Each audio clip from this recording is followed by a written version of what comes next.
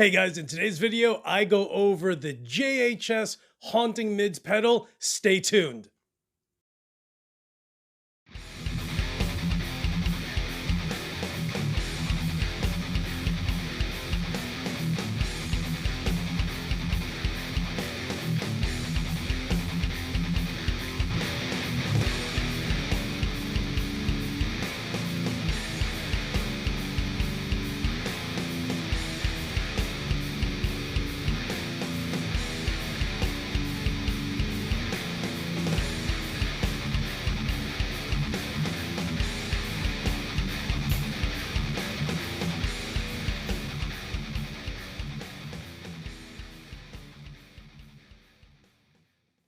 What is up, you guys? It's your boy Torres, and today the JHS Haunting Mids pedal just showed up in the mail.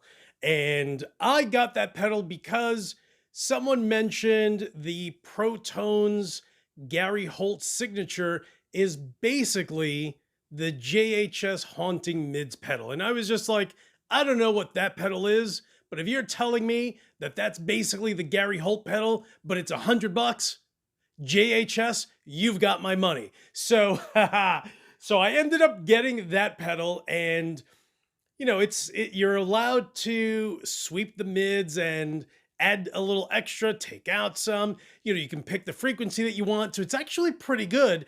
And I'm using my 2 notes lead as a preamp, and of course using my new More tube engine 20-watt power amp. And I will be using my 1996 ESP Horizon Custom with JBs in the bridge. So this is the Burst with the ESP teardrop headstock, made famous by the guitarist from Queensryche. I was going to say Tesla, but it's not Tesla. It's Queensryche. So I'm going to start off with just the 2 notes lead, which has a built-in 12AX7 preamp tube in it. So it's, to me, it just sounds great along with the More tube engine, which is 20 watts, powered by 6V6 power tubes, and it sounds pretty, pretty in your face. And I feel like that's kind of what everyone is trying to go for. And the only, not to say that you can't hit those spots with solid state, because you can. Specific solid state amps only, like every Randall solid state ever made, that's probably the exception. Everything else kind of just falls short.